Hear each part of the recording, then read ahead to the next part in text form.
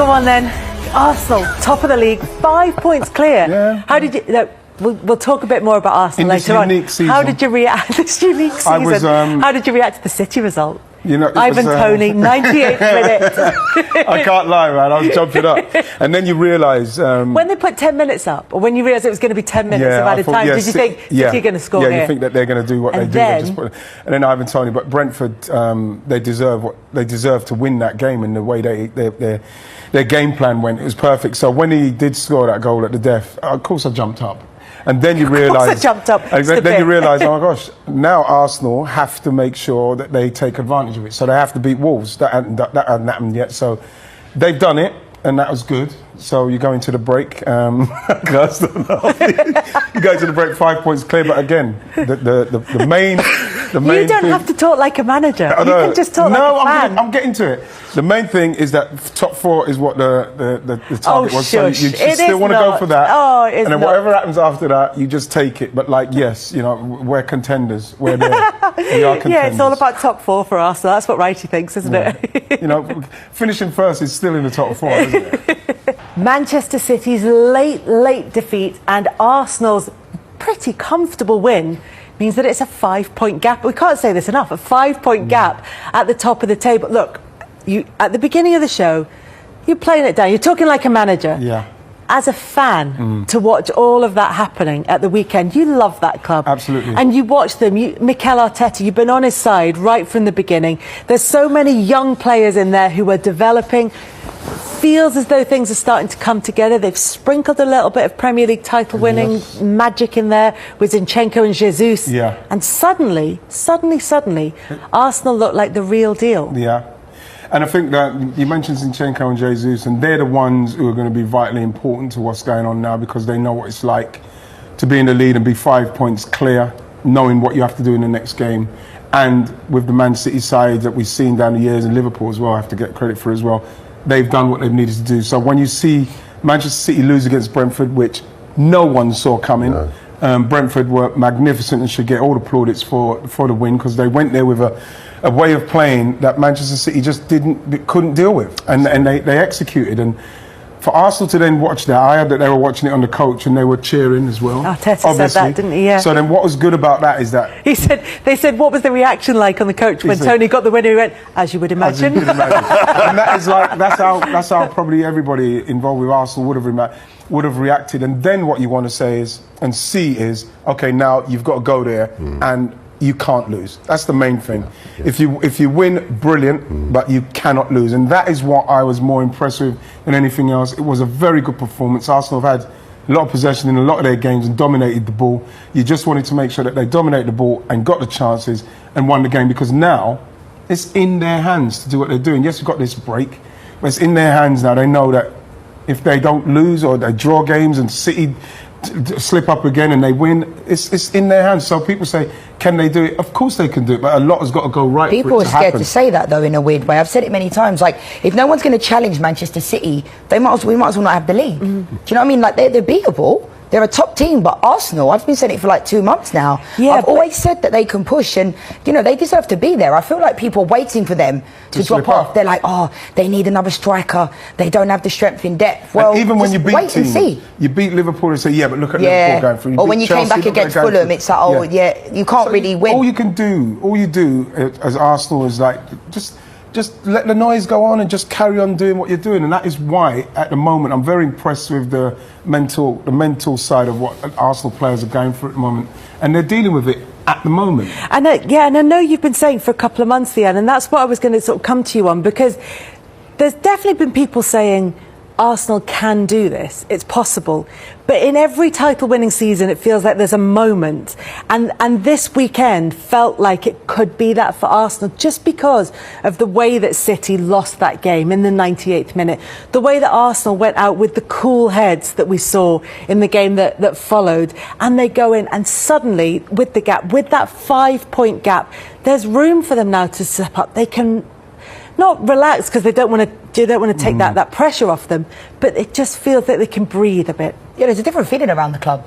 this season. I feel like even the Emirates, I missed the days at Highbury because I felt like, the fans were right on top, so loud. But the Emirates this year has been absolutely rocking. The fans are right behind it. I mean, fair play to Wrighty, because I was talking about Mikel Arteta potentially not being the right man for the job a couple of seasons ago. And, how wrong was I? And it goes to show you the patience you can have within a manager. But you can see what he's doing. There's a feeling, and you have to have a little bit of luck sometimes, but the recruitment, I mean, imagine how amazing this would be if Jesus and Zinchenko won the league at Arsenal. I'm not getting carried away, and Pep just kind of allowed them to go over, because it was almost like Pep was like, well, they can go because we've got a good enough squad. But can you imagine if that happened? That would be a very sweet moment, I would imagine, for Mikel Arteta at the end of the season, with those, and for those two players as well, thinking that maybe City were going to be we all thought City were going to be the front runners at the top of the league, and Arsenal have shown otherwise.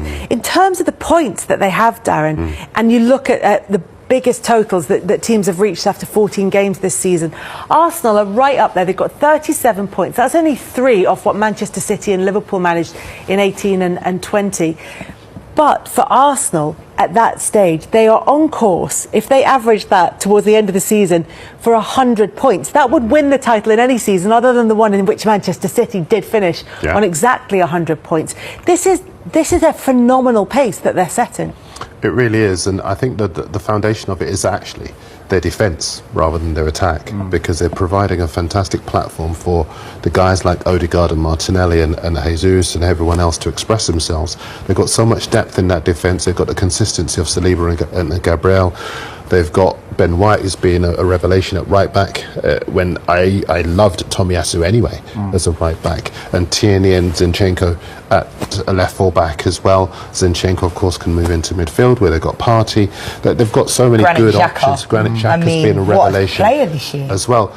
I think the fascinating thing about the Christmas statistic is that we've never had so few games going into Christmas than we have had this season. But you can't doubt the numbers that they've racked up already. What we know about City is that they come into their own over the winter months. So in all the seasons where they've won the title, they've been formidable over, October, November, December, January. But of course, this is a season in 2 halves. So we don't know how the season's going to restart. We don't know what's going to happen to key players at the World Cup. There are so many different things. But in terms of what Arsenal have done, I agree. We talk about players maybe coming to the end of their time at a club without necessarily criticising them, respecting what they've done, but accepting that they've got to move on. And Odegaard is a fantastic representation of what Mikel Arteta wants in a captain. A young man who hangs on his every word, sets a fantastic example, leads by example on the pitch. It's very mild-mannered, very unruffled, unfussy, but he gets the job done.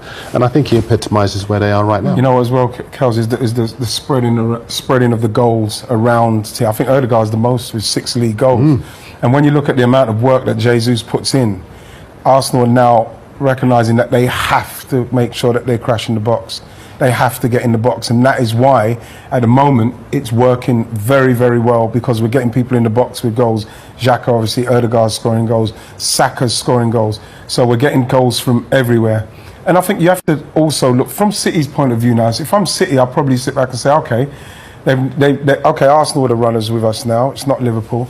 Let's see how they go. Okay, now they're 5 points ahead. Now they're the ones that we're chasing. We know that City can put the pressure on. The pressure can actually now come off of City, and they could relax and start playing.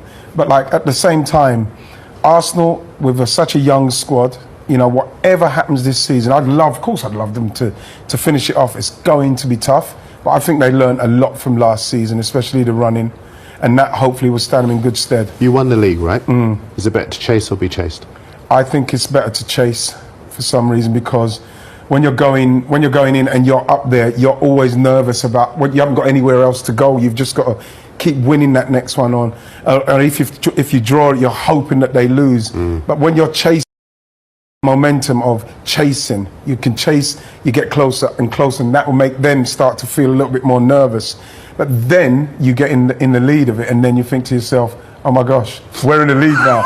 So this is why I'm worried with Arsenal with the 5 points, is that they completely, Kels, just think of the next game, and hopefully, if City lose, they can win again and get that cushion, because at some stage they're going to come up against some problems. You look at the Brighton game with the second string, Kels, it looked like, okay, they're definitely going to need some stuff to happen in January, because the way Brighton, with a very good experienced team, dealt with Arsenal in that cup game, I wouldn't say it was worrying, but it was like, okay, in the Europa League as well, it's like that when it was a worry to see the second string and how they were dealt with Brighton. So there's a lot to put into the mix for this to happen, for Arsenal to win the league, and that's what it's about as a fan.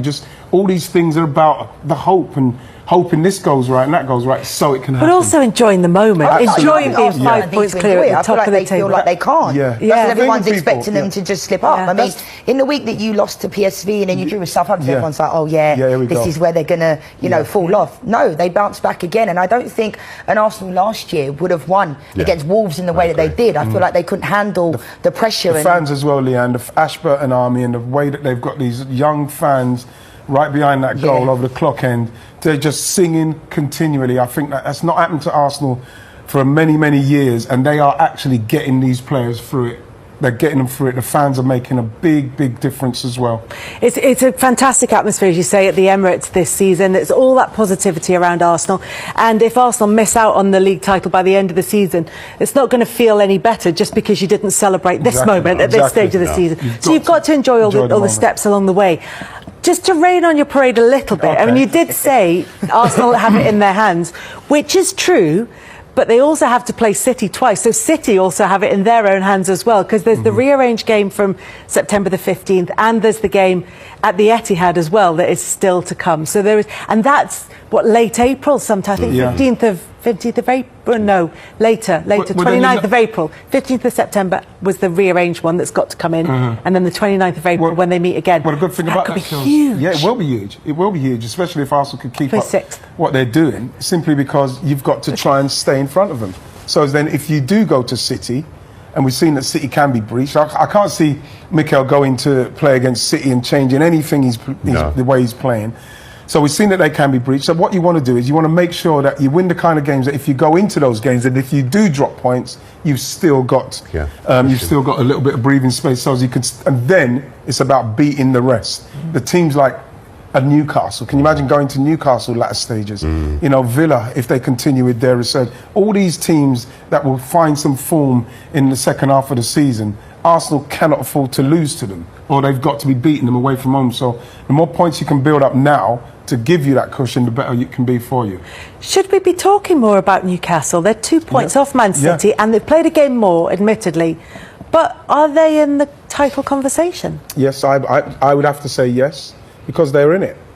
They're in the conversation. I'm not laughing because it shouldn't be, but I mean, they've completely exceeded everyone's expectations already. I don't think the new owners expected them to be in this place, and that man Eddie Howe's done an amazing job, hasn't he? Like, he really has. And Botman, you know, Shaw, it's not just Callum Wilson, it's the midfield, Guimaraes, you know, unbelievable signings. And I think when they had the takeover, everyone's talking about Messi, Neymar, and Mbappe, but look at the management. He's developing players, you know, Willock, players, Almiron. Form of Almiron. You know, these are players that people think, and he's getting the best out of them. That is, for me, Joe Linton, converting him to a different position. Like, the best managers for me know how to get the best out of the individuals, and he is doing that. So maybe they are in with a shout, but it feels weird to say Newcastle are in the title race. It's got that same vibe of Leicester at a certain stage. You speak about it because you can't see Newcastle being in a title race.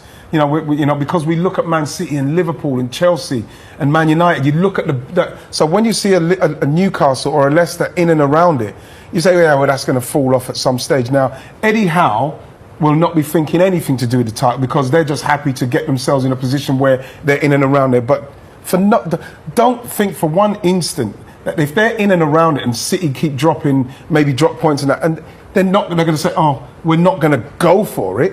Of course you are. But at the moment, they're very happy that everybody's keeping a lid on what they're doing. But like you say, look at the points. I tell you when it will take off is if they beat Arsenal, because they play on the 3rd of January. And that is a game that's going to be fantastic after the break, because that will tell us a lot about whether Newcastle are serious title challengers and about whether or not Arsenal are serious contenders. Yes. I think it will. I mean, again, the Newcastle are built on really good, strong, solid defensive foundations, and that was one of the first things that Eddie Howe did when he got to the club. New goalkeeper, Sven Botman and Fabian Scherz, centre half, have been fantastic.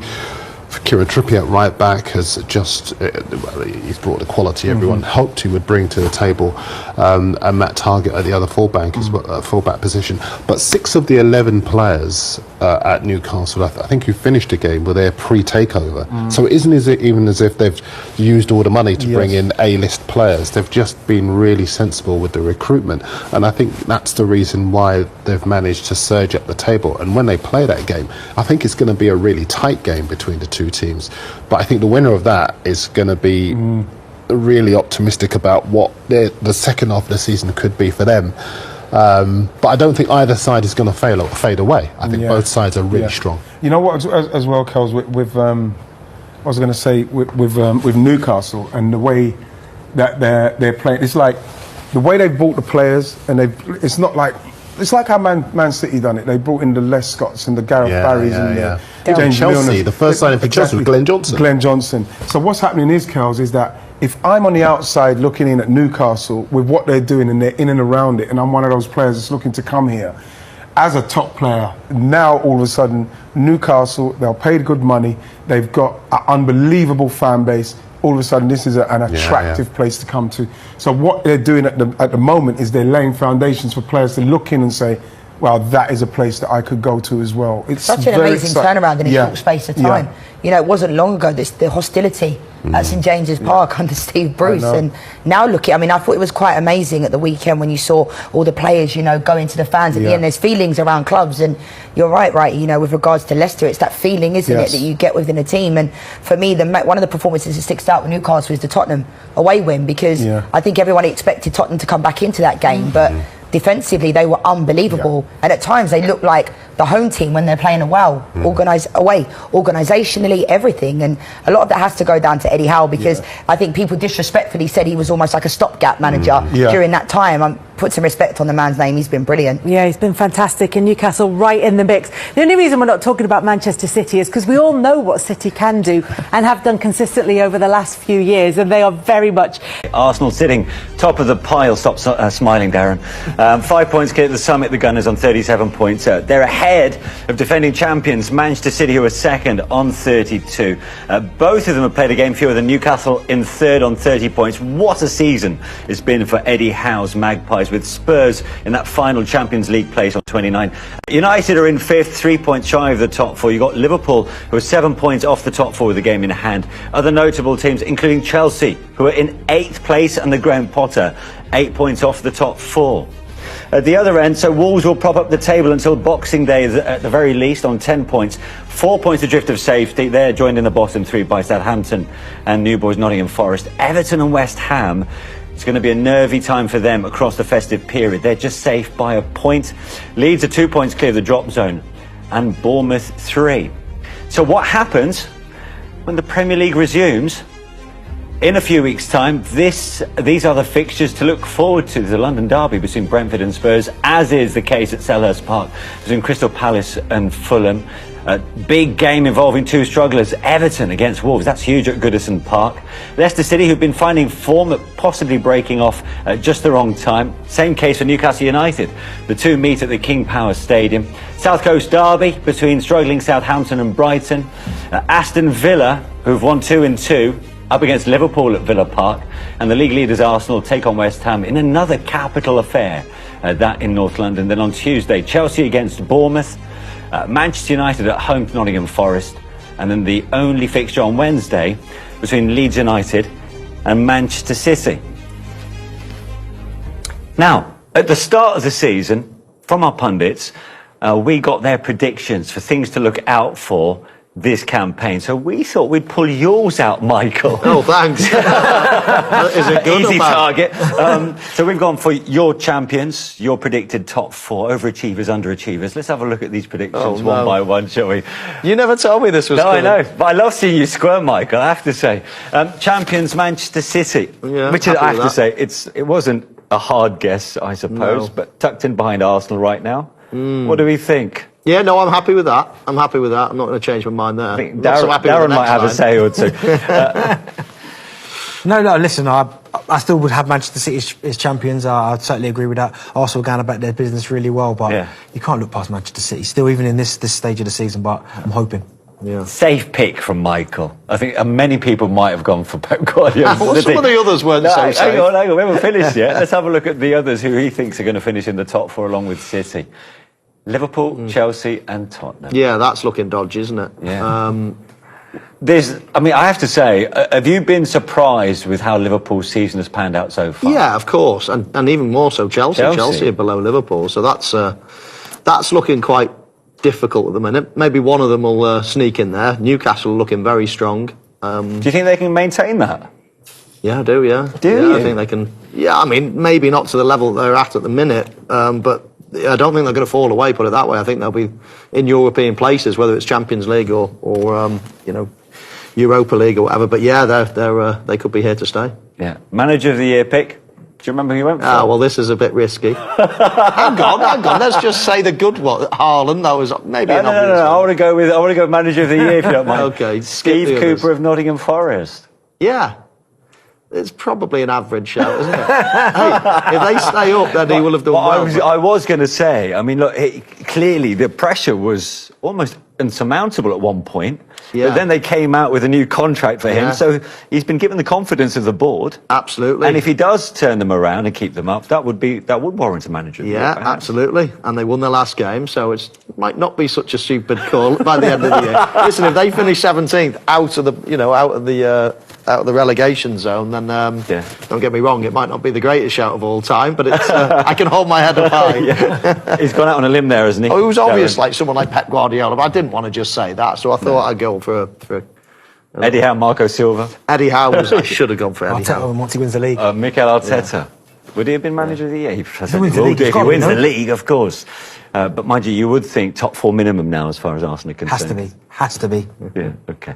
Well, incredibly, that's it from us. Michael, great to see you. Well done with that. Darren, good to see you too. Hope you've enjoyed it. It has been an incredible match week to wrap up this Premier League season so far. And as strange as it sounds, we'll see you on Boxing Day. Ever record after 14 games, but the last 5 times they've led at Christmas, they haven't gone on to win the league. It's slightly different because, of course, it's an earlier Christmas, if you know what I mean. Yeah. But, they're doing everything they can. It's as simple as that. Absolutely. We talked about Christian Eriksen, his football brain. Odegaard's got one of them brains. I mean, he's an incredible footballer who plays the game and sees the pictures. When everything's frantic, he sees the pictures. I'll still stand by. I said on social media yesterday, I got a bit of flack for it. I'll still stand by being a little bit grinchy. When they come back, Arsenal have got 4 of the top 7 to play. West Ham and next, which are West Ham's not in the top 7, I get that, but a London derby, then everyone else in the top 7. Teams like Man United, teams like Tottenham, teams like Brighton. But they roll them over.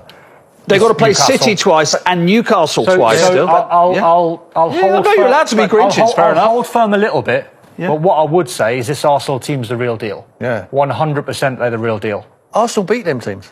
Arsenal stand up and play them, go toe-to-toe, and they've done it up to now. Why can't they do it after when they come back? They caved at St James's Park last season. Tottenham don't. And I'm talking about this season. Yeah. I'm talking about this season. Tottenham don't beat them teams. You need to win them head-to-heads. Tottenham haven't done it this year. They've been they drew at Chelsea when they got outplayed. They got a football lesson off Arsenal.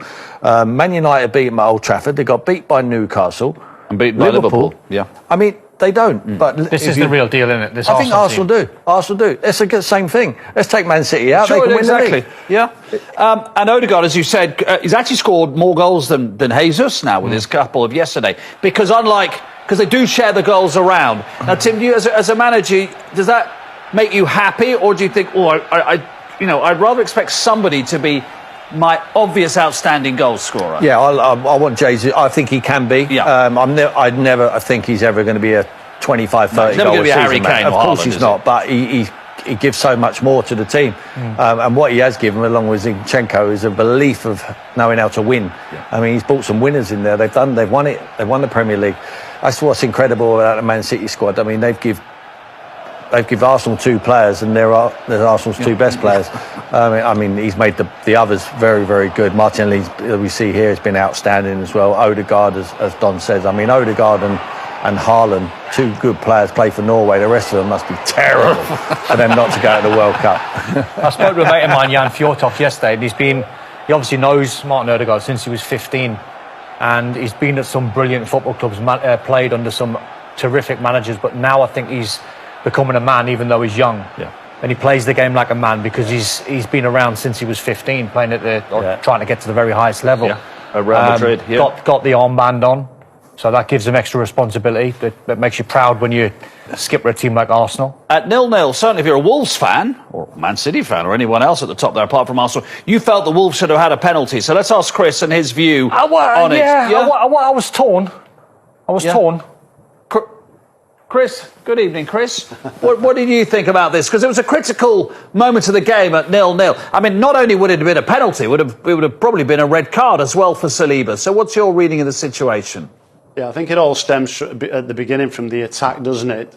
When Guedes moves forward, Darren Cam, the assistant referee, is running forward, doesn't wave the flag, doesn't put the flag up for offside and holds it, and only puts the flag up when Guedes gets involved in active play. And then there's a collision in the penalty area.